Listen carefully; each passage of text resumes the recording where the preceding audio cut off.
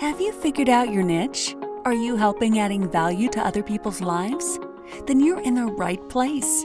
Welcome to Munira's Musings with your host, co-author of Conversations with Top Real Estate Investors Volume 3, Munira Zahabi. Greetings from Chicagoland. This is Munira, the Niche Navigator, coming to you live with a new guest from Surrey, UK, Kavitha Chahelow. Hi, Kavitha. Welcome. Hi. Thanks for having me.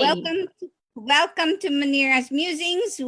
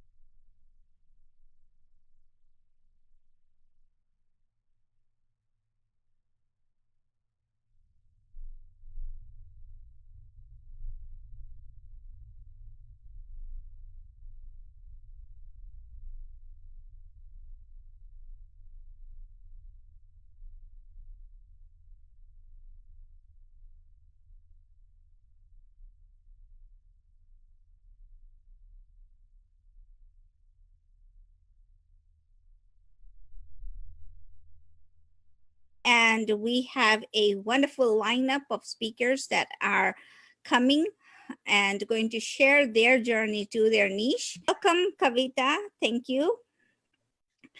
Thank you for having me. So tell us a little bit about yourself.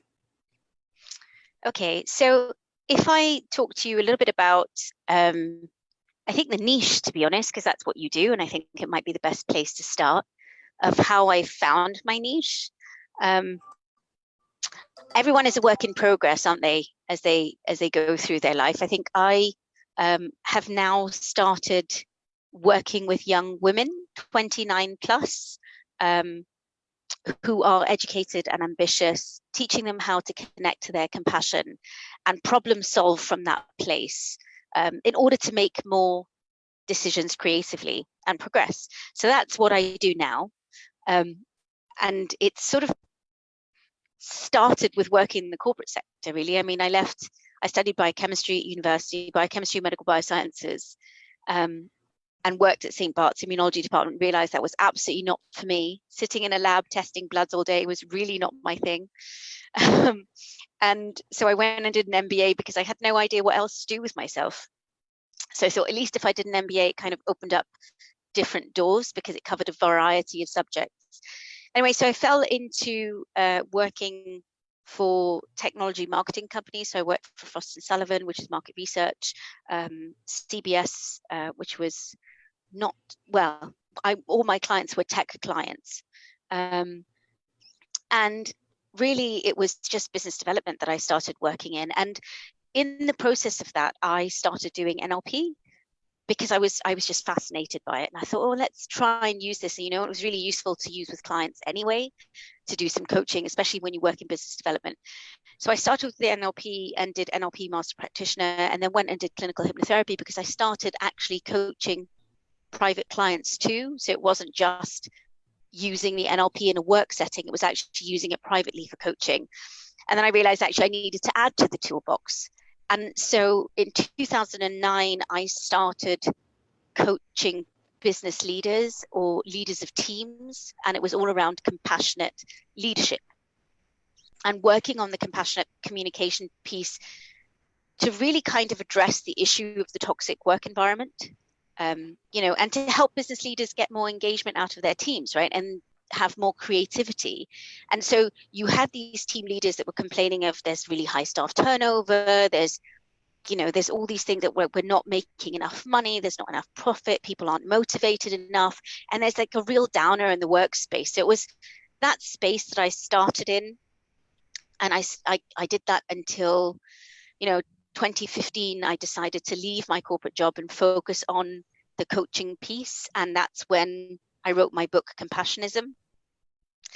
And following that, actually, over the last few years, I mean, I had my daughter in 2017 after trying for 7 years, having 2 failed IVFs, thinking that was it, I'm not going to have babies, and then suddenly falling pregnant. And in that time, I mean, after my daughter was 14 months old, my mother got sick with cancer and she moved in with me.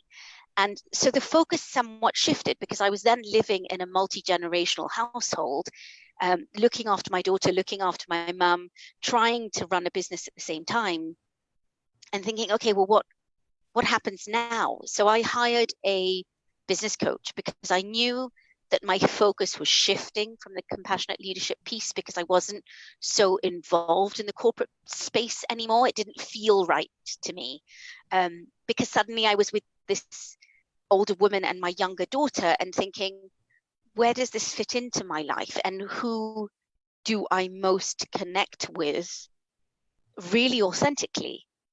And so that, you know, and that's where we came up with the piece of coaching younger women who are 29 plus, educated, ambitious, but teaching them that piece of problem solving, not from an alpha male perspective, but from a real divine feminine place of compassion. And that doesn't mean that you don't have real conversations or you don't deliver a difficult message. It's how do you change the message from one that might be destructive to one that's generative and creates new options and opportunities.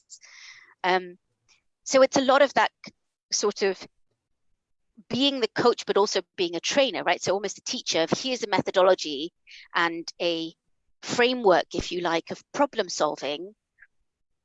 But how do you do that from a place that's connected and communicating with heart, right? And I talk, and you can't see because of where this screen is, but you know, one hand on gut and one hand on heart, right? So how do you communicate from that space when you do keep being overlooked for promotion? And as women, I don't know about you, Munira, but for me, certainly, I had a tick list in my head of by the time I'm 30, I want X, Y, Z, right? And I got to 30 and Yes. X, Y, Z wasn't there. And then suddenly you're in your 30s and then you get to 35 and you're like, oh God, I still haven't got that. Like, now what? Right? And it's having got it, but even sometimes having gotten the things on the tick list and realizing, actually, I'm not satisfied. I thought those things would satisfy me. But there's an element of, well, how do I problem solve so that I can move forward, so I can progress? And that progress isn't necessarily get what I want, but work through the problems and the things and the opportunities and work through the hurdles that present themselves right now. Because that's where we often get stuck. We get stuck in the space of that spiral of I am stuck here and I can't move out of it. That's how I came to my niche. And that's awesome, because, you know, there are times when we think of us in a boat, and the weeds get around our boat and we can't get untangled. So what you do is you help them untangle from that problem right now. And most people look forward and don't bother untangling about, or should I say, addressing the problems that are happening right now. Most people, I'm going to do this when, but they don't do it now because that's the thing that they have to do, right? And I like the fact that you went from corporate. So you said, and you started thinking about how you want to address your coaching and found a coach that helps you with your heart and your gut. So why did you choose the 29 plus women? Because that's where I was stuck. So I think I choose 29 plus because it's what I relate to. I am now 42, but I have been there. I have gotten to the space of I was 29 going, what the hell am I doing? I'm in a corporate job that, yes, pays the bills. Yes, has allowed me to buy my first flat. Yes, allows me to go on lovely holidays. Yes, allows me to buy nice stuff, but I'm not satisfied and I'm not happy. And I did keep getting overlooked for promotions. And as a woman and as an Asian woman, there's two things I'm facing, right? So there's the gender inequality piece, and then there's the racial inequality piece. And I think those things are really important, especially for, I mean, if I'm looking at 29 women, I haven't niched down to just working with Asian women or women from Asia. When I talk about Asian women, I'm talking about the whole diaspora of Asia, not just the subcontinent of Asia, which a lot of people refer to Asia as. Because I'm from Malaysia, right? I'm from Southeast Asia. It's where I grew up. It's where my family's from. And so I see the issues that young Asian women face, especially when they live in the West, but even in their own countries. And I relate to that. I can kind of get the place of, oh my God, I haven't got the things on my tick list, or oh my God, I've got the things on my tick list. Now what? Because it's not what I expected or what I wanted, you know, and there's a lot of stress in there.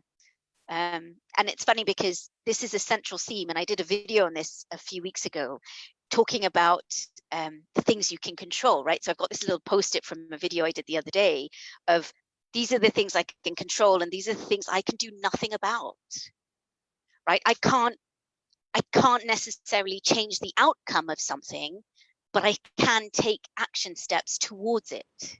So they might not necessarily be able to change the outcome of the fact that these, you know, they don't get the promotion or they don't, you know, buy the house that they want specifically, but they can take steps towards getting those things. And that's what I want to help people do.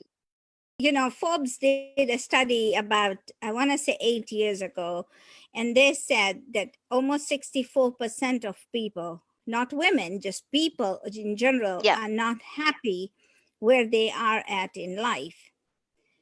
And you've chosen to focus with women. So that, Yeah. that's a whole population, right? But why do you think that is? I mean, we go to school, we go to school and we think, I'm going to do this for my life, and this is a career or career path that I want to take. And then right when we are smack down in the nitty gritty of that career, we decide, oh, I don't want to do this anymore. Yeah. And we don't. And we take a different path. I mean, you've taken that path and I've taken that path, but I took that path because I was laid off. Forget promotion. I was just let go because my position was eliminated. And that happens, right? So what steps do people, especially women, have to take? Because they have now at this age of 29, especially in the Asian women, marriage has come in. It's a big part of life, it's a big right? part of it culturally, absolutely. And you're from Malaysia, but the Indian culture, the Asian culture, especially the Indian culture doesn't change as much, because no matter where the Indian guy goes, the culture follows. So I'm from East Africa, born and raised, but the culture is still that. So the marriage part and the being responsible for the family is such a big part of it. How do then women, or people in that category, start thinking about, okay, I need to get a coach and I need to figure out what I'm going to do? Because most people live in this misery forever, partly because I believe it's complacency.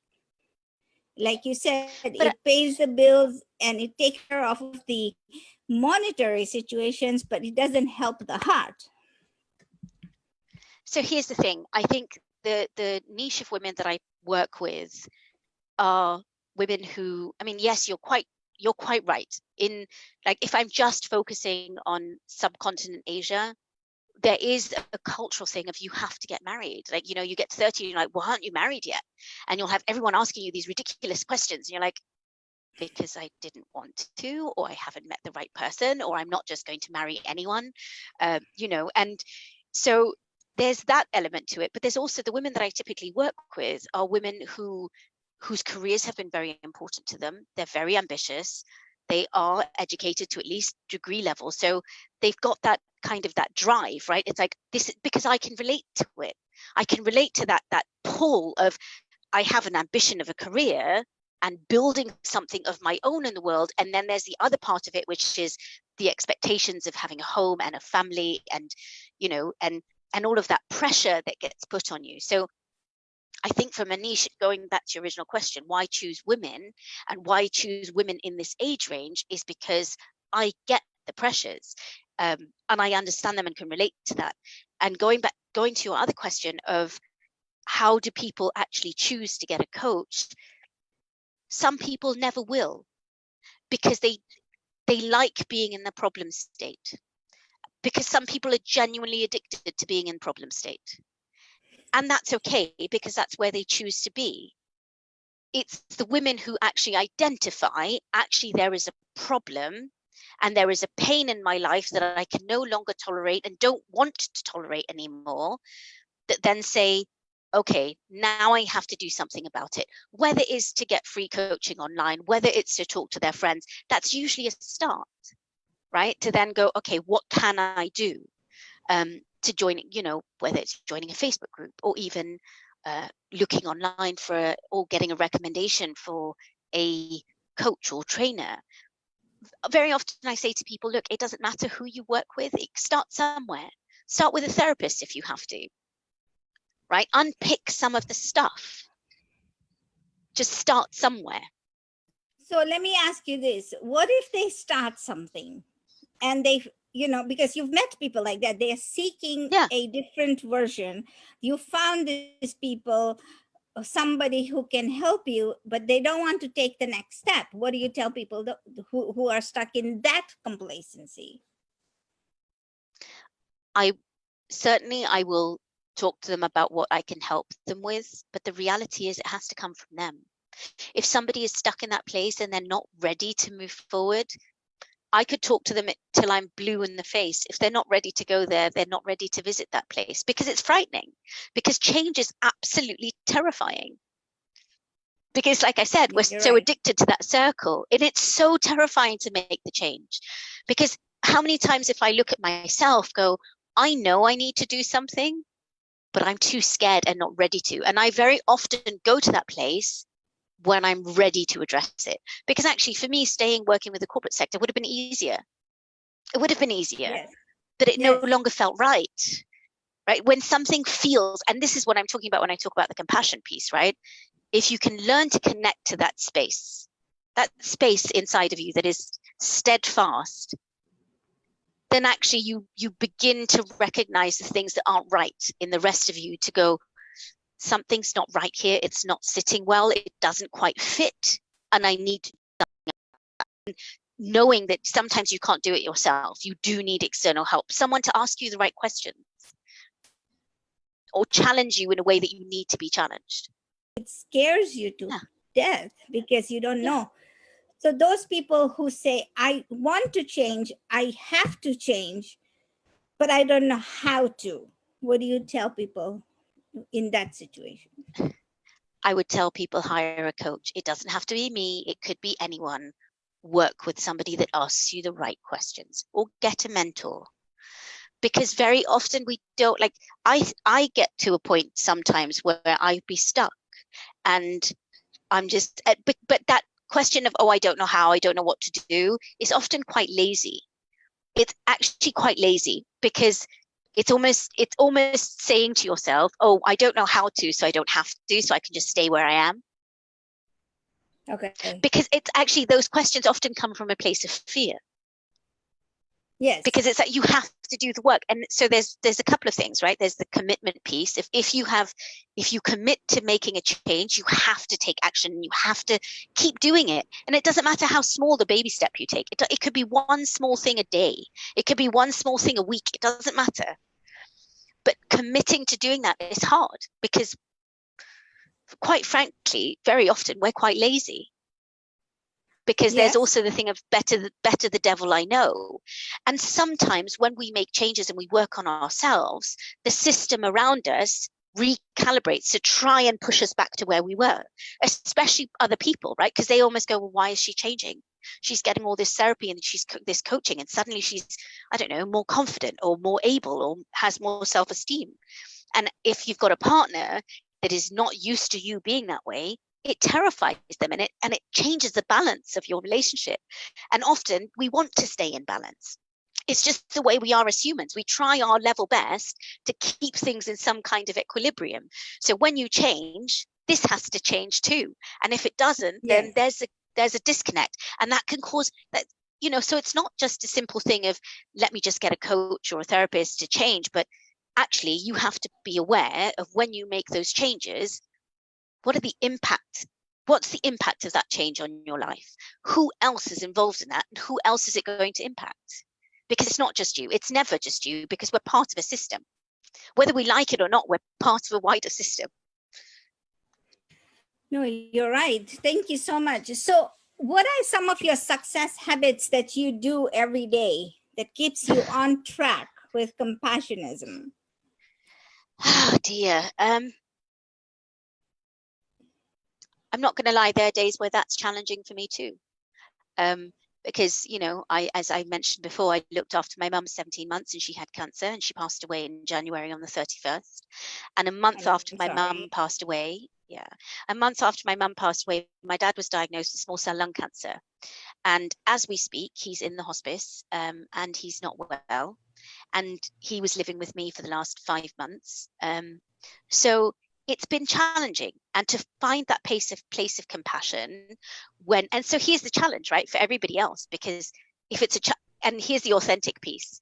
Sometimes even I find it challenging to stay connected to the compassion piece, because life sometimes throws you things that pushes you off balance, and it's finding the piece that brings you back to this space. And for me, that's writing, it's showing up to podcasts, it's showing up, right? It's sharing with people. It's sharing tips for coaching. It's for me, the big piece is writing. Like if I write, like journal, whatever stuff comes in my head, I just dump it down. And that often helps me just kind of find my center again. But yeah, life is like that. It's never easy. It's never a straight road, not for anybody. And anybody who tells you it is very often lying, because it's not true. Something will inevitably throw you off course, and that's okay. It's just knowing that you're off course and going, okay, this isn't quite right. I need to find a way of coming back. And so for me, it's prayer. It's trying to find a space to meditate. It's talking to my bereavement therapist. It's talking to my business coach, and writing and showing up. Munira, you will understand this better than anyone. And this is actually a really great coaching tip for people. When you feel grief and sadness and it hits you like a wave and it takes you under that wave, and there's nothing you can do to get out, just breathe through it. Just sit with your pain, because it's horrible, but just sit with it, because that's okay too. Because it's only when somebody said this to me many, many years ago. I would think I just left university when this was said to me. It is only through great pain can you truly experience great joy. Yes. So True. yeah. So it's difficult. And I don't want to, this doesn't want to have to sound like a pity party, but this is all about compassionism, right? Yeah, absolutely. I haven't read your book yet, but I know it talks about that, because that's the biggest feat. We as humans have to find the compassionism in our books. I wrote a piece, I wrote a book, and I published it in March, because like you said, I had to keep coming back and find my place, because everything, it was off balance, and I had to keep back. I couldn't do Facebook Lives or anything. So what I did was I started finishing the books that I had read. I had started to write. And in chapter 3, the third principle of Anish, I speak about the C's, and the C, one of the C's is compassionism. And I talk about that because it hurts.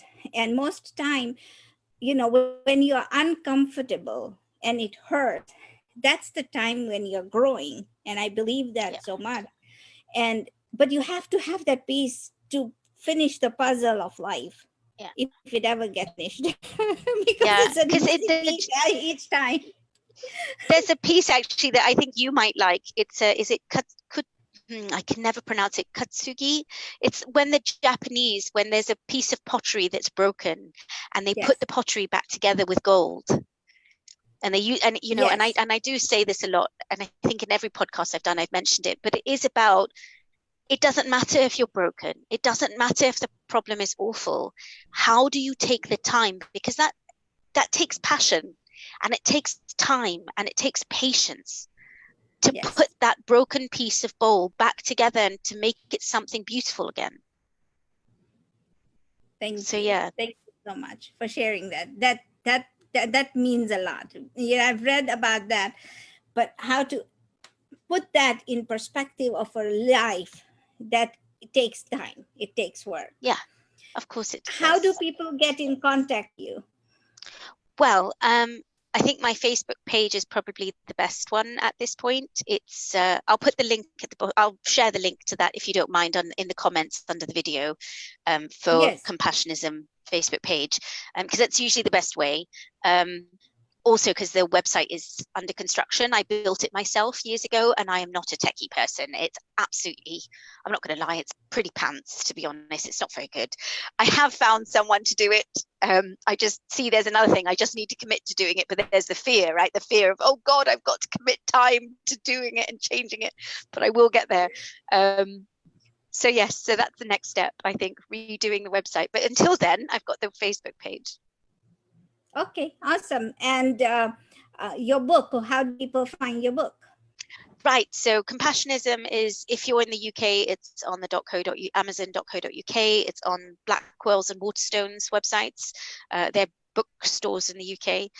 In the US, that's on, or North America, it's on Compassionism, amazon.com.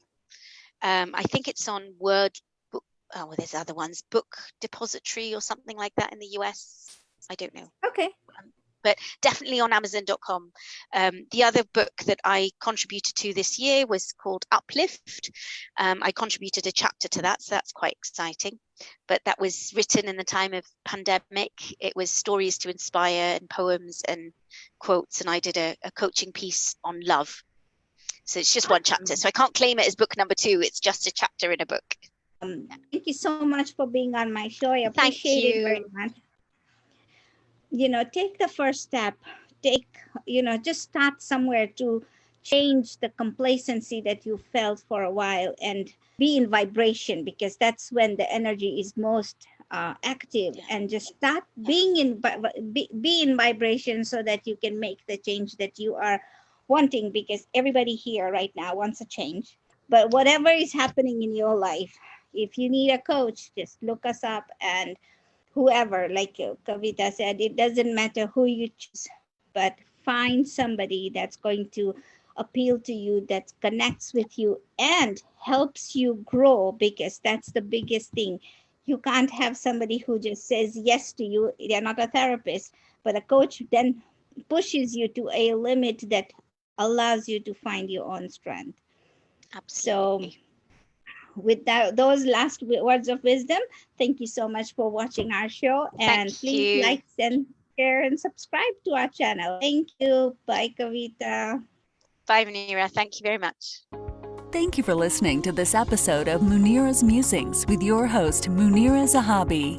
If you enjoyed our show, please share and subscribe to this channel. And for more content, please join our Facebook group.